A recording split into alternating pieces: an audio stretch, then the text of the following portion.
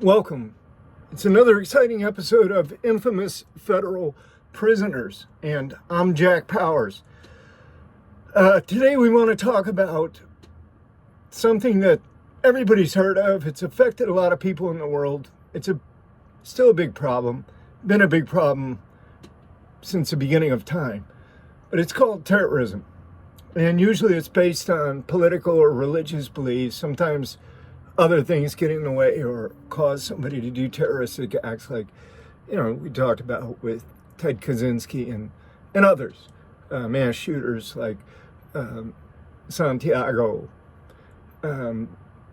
Holmes, guys that I did time with just recently. I've studied these folks. I've talked to them. I've observed them. I've watched their behaviors and listened to their beliefs. And, we'll get into it a little bit. We're talking about Richard Colvin Reid, R-E-I-D, the notorious shoe bomber. Okay? So here's a guy. He's from London. He's not a U.S. citizen or a Saudi or anything like that. He's born and raised in London, England. So here he is. He's searching around for an identity. He's involved in petty crime as a kid. He's not a good looking dude. His face kind of, I don't know. I don't know what a good looking dude is, but I'm sure it's not him. But anyway, I'm not trying to insult him. I'm just saying, he doesn't have a pleasing face. So he probably did have some problems growing up. Kids picking on him, bullying him. Being of Arab descent, he probably had a lot of challenges that way as well to overcome, at least in his own heart and mind. So we don't know what created his initial genesis into these really extreme positions, these really extreme ultimatums. We know that Islam probably had something to do with it. A big part of it was probably him trying to find his identity, maybe to make a name for himself. A lot of these guys just want to leave their mark on the world. Richard Reid was many times just a couple of cells down from me on the range. I was never right next door to him, but he was always, not always, but there were many times when he was 2 or 3 cells down from me, one way or the other. And, he usually had guys on the range that would yell out between the doors.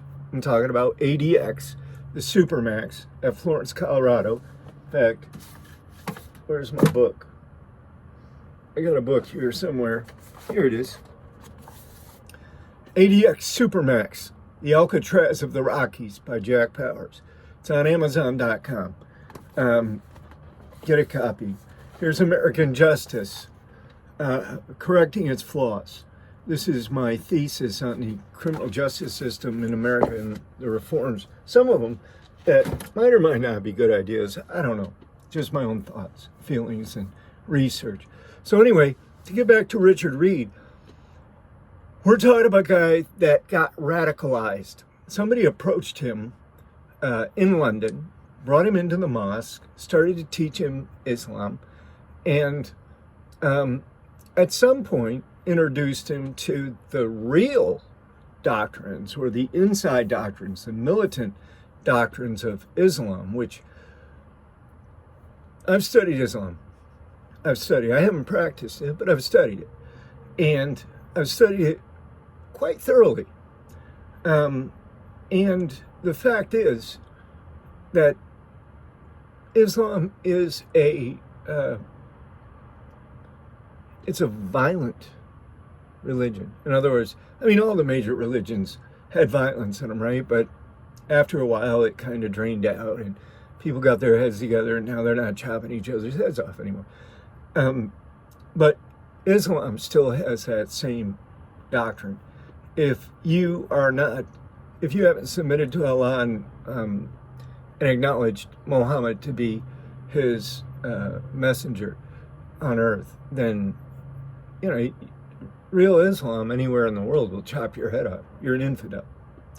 So that's the main doctrine. And then, of course, if you're a martyr, if you get killed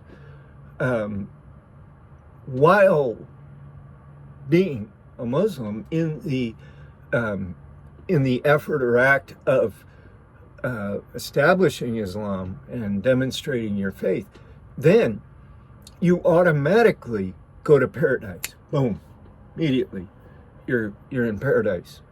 And of course, paradise has all kinds of things you'd find in paradise. 72 virgins. I don't know, I guess there's some jokes there. But 72 virgins, trees that the fruit produces the sweetest juices and nectars that you can imagine. Everything in vivid, beautiful colors, everything glowing and shiny, and probably streets of gold and pearly gates, and temples, mosques built of some kind of super crystal diamond-like substances with gold embedded all. Who knows, right? Paradise is paradise. Whatever your wildest dreams about pleasure and relaxation would be, beauty maybe. So they believe that if they get killed in the cause of Allah, that they automatically go to paradise. And there'd be terroristic acts that were mentioned, and I'm talking about what I heard going back and forth on the range. Like every once in a while, the news would have some terrorist bombing, where somebody had just strapped bombs around themselves, walked into the middle of a crowd somewhere in Iraq or Afghanistan or Pakistan or somewhere else, Palestine, Israel, whatever, and just blow themselves up. Boom. And everybody around them. And they would praise that person as a martyr.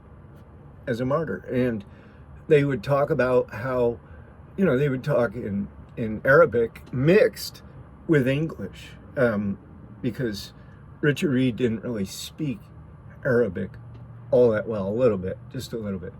But he was radicalized. He went to Afghanistan to trade with the Taliban. And, the Taliban welcomed him right on in. Come on, we can use you. It's just like, it's just a different scale, different category, right? Of some kind of shot callers using some dude to do their dirty work, to do their business. It's no risk really to them.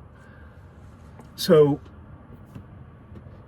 Richard Reid, I think it was about mid-December 22 December 2001, Reid got on an American Airlines flight from London, and it went between Paris, I'm reading this. Reid boarded American Airlines Flight 63 between Paris and Miami, wearing shoes packed with explosives, which he unsuccessfully tried to detonate. So Reid got on this flight that was full of passengers. I forget how many were there, 168, something like that. He was trying to take that plane down. He was trying to blow himself up and that plane. Now, is some kind of an explosive packed inside a shoe? I mean, he's a tall guy. He's probably got big feet, maybe 12s, somewhere in that area. Maybe he could get by with a big pair of 13s or something with a couple extra layers of bomb material, whatever. I mean, how much could you actually carry? But it was his intent. It wasn't whether or not it would have brought the plane down. It probably would have. You're 50,000 feet, you're in a pressurized cabin, you have an explosion from, I forget what kind of explosives, it was probably plastic of some kind. Yeah, you probably going to rip a big hole in that plane. It's probably going to go down, for sure. But they loaded him up. I mean, they gave him, they hit him with everything they could think of, and then some. 3 consecutive life sentences, and 110 years on top of that, consecutive, without parole, with no parole. I don't know how they came up with the no parole. There's no parole anyway. 3 life sentences, you're done. 1 life sentence, you're done in the feds. There's no parole. But here he is. I mean, a young man who maybe didn't have things so great, maybe didn't have a lot of opportunities in front of him, and just happened to key into these significant events at significant times in his life. And all of a sudden, boom, he's training in Afghanistan with the Taliban. Now look, I did time with a real Taliban member, an actual Taliban member from Afghanistan, in the basement of Lewisburg. It was back in, back in 90 something. Oh, 99. 99, 2000. Yeah, 99, 2000. He was there too. He was waiting to go into a different kind of a program. The CIA had him in tow. And we'll talk more about that in another episode. But yeah, these guys train hard. These guys train hard. They are, they're hardcore killers when it comes right down to it. They're hardcore fighters. And, like the war in Afghanistan, the guy's name is Shaw. I knew him by Shaw. He's got probably 10 other names, but I knew him by Shaw. And Shaw was he was a short dude. He was missing some fingers because an explosion went off, took off part of his hand. He was shot, I guess, injured in his leg. He was messed up, but he wasn't that messed up. He was still tough. They treated him really badly, though. All the guards and everything, of course. And, I would talk to him and stuff. And they called the war in Afghanistan the War of the Fleas, because when the U.S. military would go in and set up these fortresses and reinforce it, and they have helicopters and everything, and then they'd go out on their missions, with their convoys, and they'd run into ambushes or go into this village or that village and try to shake them down or whatever, shake them out. They called it the War of the Fleas because when they went anywhere, they couldn't find any Taliban. It's like probably in Vietnam in the 60s, they probably used that same model. Just vanish, just become bakers or old men or, gone or whatever. Go underground, go hide somewhere. But then when they would retract, when the military would pull back and sort of go to sleep, so to speak, that's when they would come out. That's when they would attack. And they would use all kinds of asymmetrical and unconventional methods. And they would use, whatever they could find. They would use a bumper off a blown up Jeep or something to make an AK-47, and would make like one that really worked. These guys were very, very creative, very industrious. They just didn't have anything to do. It's just rocks over there, right? So their religion is, it's historical and it's strong, and the influence is strong, and so they go to war in the cause of Allah. And, that's just what they do. So Richard Reid thought he was going to be a martyr. He thought he was going to paradise. That day, he tried to detonate his shoe on the plane. And the passengers, let me see what it says. The passengers, I understood that the passengers intervened and got a hold of him on that plane. That's what I understand. Is that they saw what he was doing, and somebody quick thinking and on the ball said, "Hold up, what the," and tackled him or grabbed him or stopped him from doing it.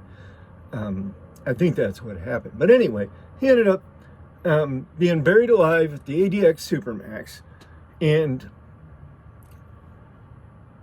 believing that, sad because he wanted to be a martyr, he wanted to be in paradise, right?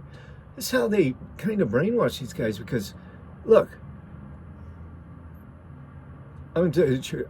I yelled down the range one time because I was sick of hearing him talk about this bombing back and forth and, laughing, carrying on. It sounded like it to me. So I called out and I said, "Hey, hold up, wait a minute. Reid, hold up, wait a minute. Let me ask you something, man. Do you think that Allah wants a bunch of murdering maniacs running around paradise? Wouldn't that defeat the whole purpose? Are you telling me that somebody that straps a bomb on themselves and goes out and gets in a crowd and kills innocent people, just goes out and kills people, a mass murder, a vile, criminal, insane, violent act against fellow human beings like that on the basis of religious beliefs? Do you really think that God is going to want a person like that in paradise? I don't think so. You know why? Because it would defeat the whole purpose of paradise. It wouldn't be paradise anymore if you've got a bunch of murdering maniacs run around. But, I don't mean to go too hard, but, that's, I kind of lost my patience a little bit and was tired of listening to it. And, he had some response that he yelled back, you don't know what you're talking about. You don't know the Islam. You don't know. And I'm like, okay. All right. I don't know. But the dude is buried in a 7x12 steel and concrete sarcophagus. He's buried alive. Never going to leave that place. Never going to leave prison alive. Rest of his days are inside that box. And, you got to have something to hold on to. You have to have hope. And, his religion is his hope. I will say that. It does provide something to belong to. And, I see in human nature that everybody wants to belong to something, or some group, or some, clique, car, whatever. I know why. It's the animal instincts, but I don't know that it's anything that's abnormal with human beings. So with that, I will say goodbye for this episode. Richard Reid, don't be like him. Buy my books on Amazon.com, ADX Supermax, The Alcatraz Rockies. I'll see you next time. Jack Powers, over and out.